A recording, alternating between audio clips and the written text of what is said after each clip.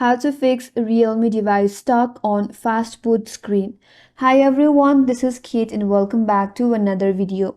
And on today's video, we will see how we can fix Realme device stuck on Fastboot screen. So without further delay, let's get started. The first step is to try rebooting your device.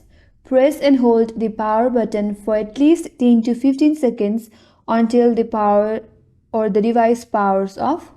If it does not work, try holding the power button plus volume down simultaneously.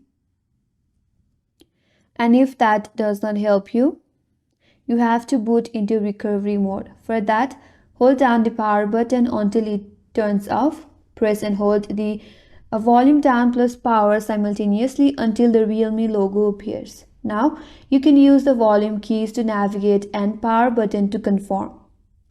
And if that still does not help you, now you have to perform the hard reset.